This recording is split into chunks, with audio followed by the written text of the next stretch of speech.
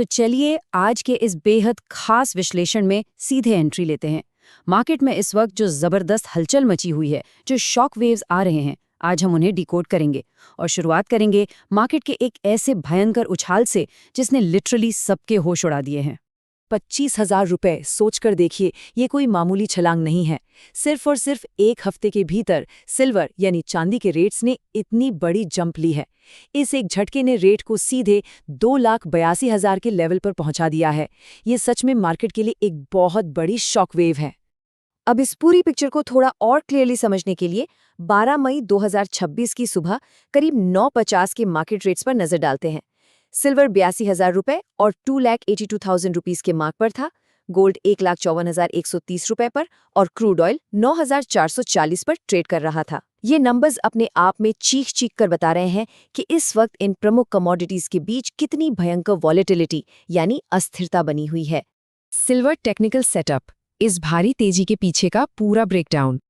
अब यहाँ technical charts पर एक बहुत ही इंटरेस्टिंग चीज हो रही है, जिसे हम बोलिंजर बैंड ट्रैप कहते हैं। देखिए, अपर बैंड $84 पर है, राइट, लेकिन ट्रेडिंग 86.20 के आसपास चल रही है। अब होता क्या है कि जब भी मार्केट अपर बैंड को पार करता है तो ज्यादातर लोग ये सोचकर ट्रैप हो जाते हैं कि भाई अब तो मार्केट पक्का गिरेगा। लेकिन जब मार्केट गिरने के बजाय वहीं टिक जाता है, स्टेबल हो जाता है, तब शुरू होता है असली पैनिक और लोग घबराहट में अपना लॉस बुक करने लगते हैं। तो यहाँ समझने वाली सबसे क्रूशियल बात क्या है? वो ये है कि सिल्वर में अभी भी ऊपर जाने का पूरा पूरा दम है। जो टेक्निकल सेटअप्स बन रहे हैं ना, वो साफ इशारा कर रहे हैं कि टॉप आउट होने से पहले पहले सिल्वर 2,90,000 रुपए, फिर 2,94,000 रुपए और अंत में पूरे 3 लाख रुपए के स्तर को छूने का पोटेंशियल रखता है। लेकिन क्या मार्केट हमेशा ऊपर ही जाएगा? बिल्कुल नहीं। कमजोरी भी आएगी, लेकिन वो कुछ खास लेवल्स पर ही ट्रिगर होगी। मान लीजिए रेट 2,72,000 के नीचे चला जाता है तो उसे हम सिर्फ एक नॉर्मल करेक्शन मानेंगे। लेकिन अगर बाजार वहां लंबे समय तक रुका रहता है और फिर टूटकर सीधा 2,60,000 तक गिरता है, तब जाकर हम कह सकते हैं कि हाँ, अब एक असली रिवर्सल का दरवाजा खुल सकता है। और अब बात करते हैं इस मैजिकल फिगर की, 3 लाख रुपए। जो भी इन्वेस्टर्स इस वक्त फिजिकल सिल्वर होल्ड करके बैठे हैं, उनके लिए 2026 का ये एक अल्टीमेट मिनिमम टारगेट सेट किया गया है। समझ लीजिए कि ये आपके लिए प्रॉफिट बुक करने की एक बहुत ही बेहतरीन एग्जिट अपॉर्चुनिटी साबित हो सकती है। Crucial gold levels, market triggers को नेविगेट करना। अब गोल्ड की बात करें तो 1,53,800 का जो लेवल है, वो एक बेहद ही क्रिटिकल पिवट पॉइंट है। अगर गोल्ड इस पॉइंट के नीचे जाकर अपनी जगह बना लेता है तो बहुत चांसेस हैं कि ये फिसलकर सीधे 1,53,100 या फिर 1,30,000 तक गोता लगा सकता है। लेकिन सोने में जो असली कमजोरी है वो तभी ट्रिगर होगी जब ये 1,52,000 रुपए के नीचे जाएगा। एनालिस्ट ने यहाँ एक बहुत ही न्यूट्रल तरीके से हाल ही में प्रधानमंत्री की उस खरीदो मत वाली टिप्पणी का भी जिक्र किया है।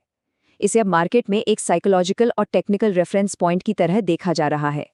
पर अगर वो गिरावट नहीं आती है तो क्या? तो इवनिंग सेशन में अभी भी एक तगड़ा अपवर्ड पोटेंशियल बना हुआ है। इसमें 1,54,600 रुपए से लेकर 1,55,100 रुपए की तरफ लगभग 600 से 1,000 रुपए तक के उछाल की संभावना साफ दिखाई दे रही है।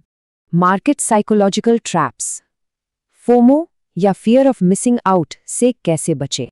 यह मार्केट में एक बहुत ही बड़ा कॉन्ट्रास्ट, एक बहुत बड़ा अंतर देखने को मिल रहा है। एक तरफ वो लोग हैं जिनके पास फिजिकल या ETF होल्डिंग्स हैं, वो तो भाई एकदम जीरो टेंशन के साथ आराम से बैठे हैं।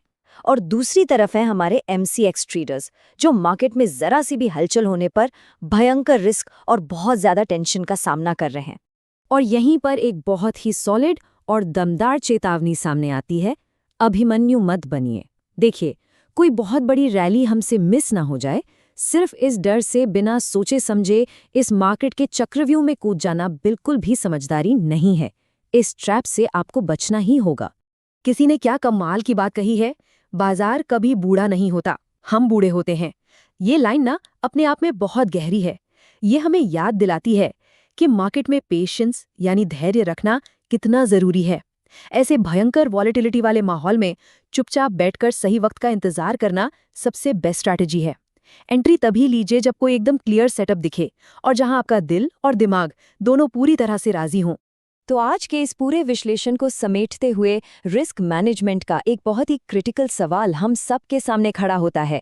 जब मार्केट इतनी तेजी से इतने आक्रामक तरीके से भाग रहा हो, तो क्या हमारा अगला ट्रेड एक कैलकुलेटेड स्ट्रैटेजी पर बेस्ड है या फिर ये सिर्फ अंधी फियर ऑफ मिसिंग आउट यानी फोमो का नतीजा है?